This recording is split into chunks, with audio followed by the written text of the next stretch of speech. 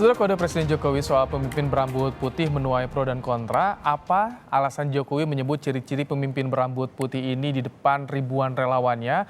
Apa agenda Jokowi dengan pernyataannya itu? Kita akan bahas bersama dengan Direktur Eksekutif Carta Politika Yunarto Wijaya dan Ketua Umum Jokowi Mania Immanuel Ebenezer. Selamat petang Mas Toto, Bang Noel.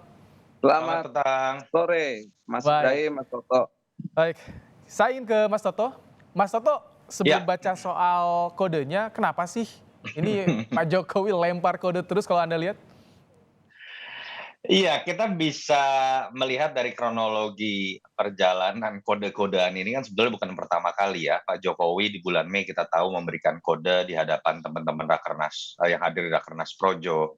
Lalu terhadap Pak Prabowo juga muncul kode tersendiri kemarin di HUT salah satu partai misalnya. Sebelumnya dengan bahasa yang lebih implisit kita juga mungkin melihat terhadap Erlangga atau misalnya Erick Thohir atau bahkan beberapa kali kunjungan kerja dengan Mbak Puan. Tetapi memang kode yang bisa dikatakan cukup eksplisit itu muncul di dua nama, ada Pak Prabowo, ada Mas Ganjar. Yang membedakan keduanya mungkin lebih kepada audiens yang kemudian mendengar langsung atau pada momen apa kode itu ditunjukkan. Saya dari awal selalu mengatakan tetap kode paling eksplisit bahkan sebelum acara di GBK kemarin itu memang paling keras muncul kepada Mas Ganjar di Rakernas Projo. Kenapa? Karena terkait dengan audiensnya. Jokowi berbicara di situ bukan hanya kepada satu partai, tapi berbicara kepada relawannya, relawan Pilpres yang memenangkannya di dua pemilu sebelum. Sehingga menurut saya itulah kode paling eksplisit terkait dengan dukungan pada Pilpres ya. Dan Oke. kalau pertanyaannya kemarin bisa dimaknai seperti apa, saya agak kaget kalau kemudian banyak yang protes seakan-akan mengartikan ini harafiah bahwa kok seorang presiden melihat seorang pemimpin dari warna rambutnya atau kerut-kerut wajahnya. Padahal ini kan sebuah gimmick ya, sebuah Oke. bahasa yang sifatnya high context, value yang ingin ditunjukkan oleh Jokowi sebenarnya kemarin kan berbicara mengenai pemimpin yang bekerja turun ke bawah dan bisa merasakan Oke. Kalau ini masyarakat. kata Anda gimmick, Mas Toto, bagaimana kata relawan? Bang Loh, Noel. tapi sebentar, Oh baik, gimmick silakan ini silakan Mas Toto bukan dulu sedikit ya, silakan. gimmick gimmick ini bukan berarti tidak memiliki arti. Oh. Tetap saya mengartikan gimmick ini adalah sebuah kode atau simbol Mhm. dan menjadi sebuah kenaifan kalau kita tidak mengkaitkan ini dengan dukungan kepada Ganjar Pranowo karena sebelumnya pun sudah pernah Pak Jokowi menyebutkan ini di Rakernas Projo, belum lagi beberapa peristiwa yang menggunakan bahasa-bahasa implisit. Jadi Oke. memang bisa disimpulkan dan kemarin memang paling eksplisit terlihat sekali Jokowi minimal bisa dikatakan merasa nyaman dengan gaya kepemimpinan Ganjar Pranowo untuk dianggap pantas meneruskan apa yang sudah dibangun Oke. legasinya oleh Jokowi sendiri. Baik. Bang Noel, jadi apa yang relawan baca soal kode-kode Pak Jokowi ini? Ya, kita sih kalau apa yang disampaikan Presiden kita nggak begitu kaget lah ya, Hmm. karena memang arahnya ke siapa.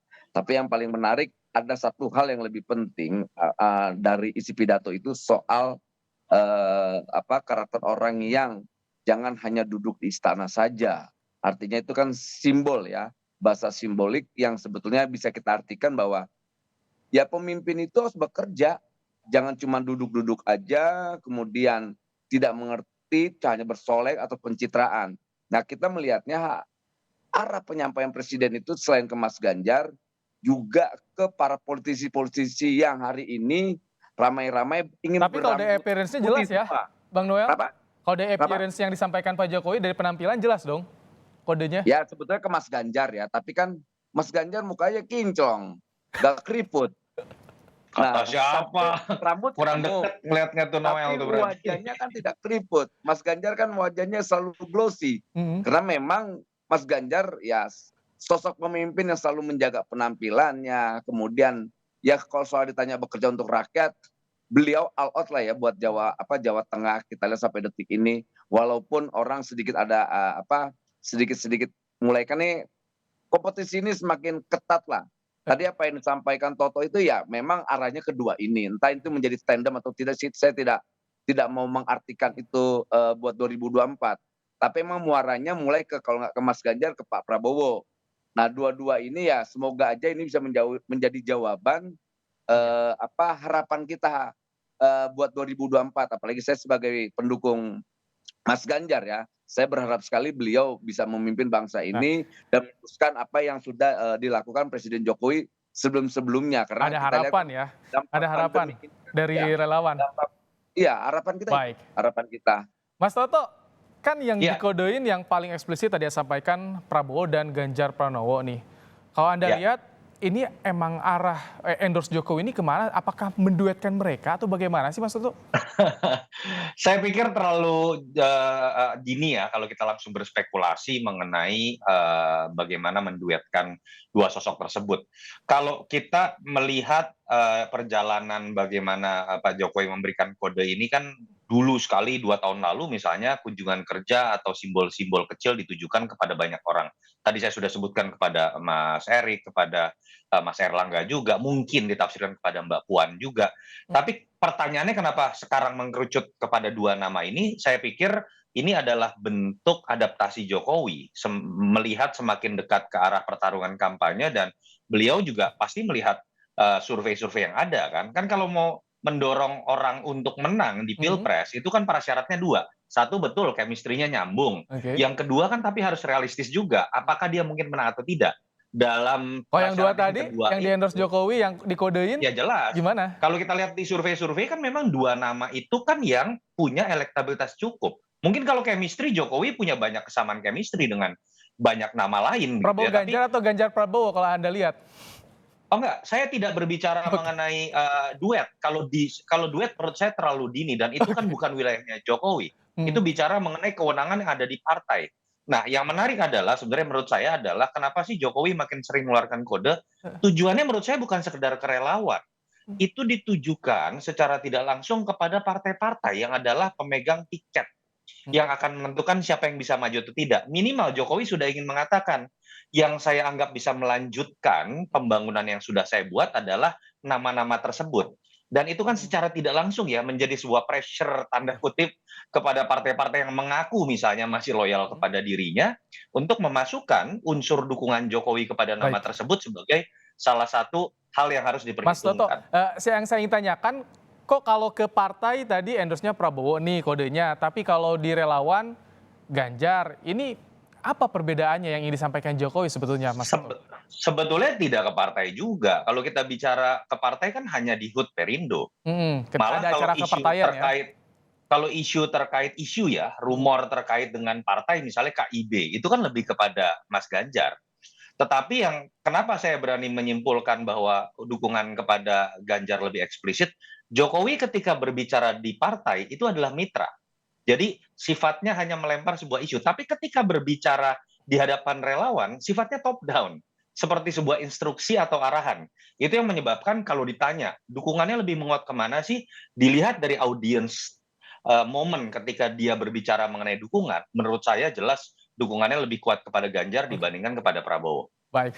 Bang Noel, respons dari relawan gimana sih ketika ada kode-kode di Pak Jokowi seperti apa sih? Tadi kan disampaikan relawan tuh. Ya, kita ada semacam semangat lah ya, energik ya.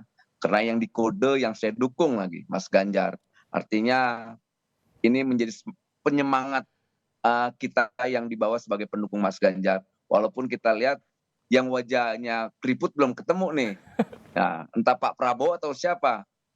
Semoga aja lah ya. Kalau saya berpikir begini, siapapun lah yang penting tadi apa yang disampaikan Presiden bisa bekerja dengan rakyat lah, bisa Oke. bekerja buat bangsa ini, bisa menjaga apa yang sudah dilakukan Presiden berapa tahun sebelumnya. Jangan sampai nanti kita punya pengalaman lah ya, DKI yang begitu ya, saya tidak mau ingin menjelekkan tapi ingin saya memberi semacam gambaran peristiwa Oke, saat itu dengan pembangunan yang begitu maju baik. saat dipimpin oleh Pak Bang Jokowi Noel, kemudian diganti Pak Ahok. tadi wujud nyata jadi motivasinya apa sih? Apakah jadi komunikasi ke partai politik? Karena kan relawan juga kalau mendukung seseorang perlu ada parpol nih yang didukungnya agar bisa dapat tiket. Ya kalau secara undang-undang memang partai politik sebagai pengusung, tapi Mhm. kita sebagai warga negara kan kita punya hak konstitusi untuk Oke. juga memberi suara kami dalam dukungan politik.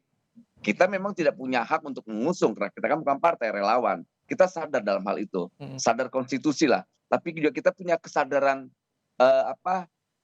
demokratik bahwa kita punya hak suara untuk menyampaikan pandangan dan pendapat kita. Kayak begitulah kira-kira, Mas Ibrahim. Oke, Mas Toto, kalau tadi kan Ya, karena salah satu yang dikodein oleh Pak Jokowi belum dapet tiket nih, karpet merah dari partai politik. Ini gimana? Apakah ini juga sentilan bagi partai-partai politik? Ini nih yang potensial dari pilihan Jokowi gitu. iya, itu yang saya sebutkan tadi, Mas Ibrahim ya, bahwa lemparan wacana ini bukan hanya ditujukan ke relawan ya. Karena kalau kita baca survei, tanpa Pak Jokowi menyebutkan secara eksplisit beliau ingin mendukung siapapun, kalau kita cross tabulasi, pendukung Jokowi dan relawan Jokowi itu memang paling banyak ke Ganjar. Jadi saya lebih melihat ini momen yang dimanfaatkan saja oleh Jokowi untuk kemudian melempar sebuah wacana seperti Mas Ibrahim sebutkan tadi kepada partai-partai, inilah calon yang saya anggap pantas melanjutkan apa yang sudah saya bangun. Dan kalau kita lihat hari ini menarik, Mas Ganjar hadir misalnya di acara Rapimwil P3 sambil diteriakin presiden dan segala macam lah. Lalu Ini belum kemudian belum kalau tentu kita seperti PDIP atau umum, hanya untuk umum semua partai gitu. iya, tentu saja partai-partai yang dianggap memiliki hubungan baik dengan Pak Jokowi, Oh, baik partainya sendiri dalam konteks PD Perjuangan, hmm. ataupun partai-partai lain yang dianggap memang masih membangun hubungan baik dengan Jokowi. Di antaranya kan isu terkait dengan KIB. Ketika ada muncul rumor bahwa KIB misalnya akan mendukung Ganjar, lalu di sisi lain ada momentum yang didatangi oleh Pak Jokowi, lalu kemudian Pak Jokowi memberikan sebuah kode bahwa memang beliau mendukung Ganjar, otomatis kan itu menjadi puzzle yang kemudian bertemu. Tetapi kita akan menunggu apakah betul dugaan saya sih, Baik, ini adalah salah satu cara mempercepat baik. proses politik yang sedang terjadi di partai-partai.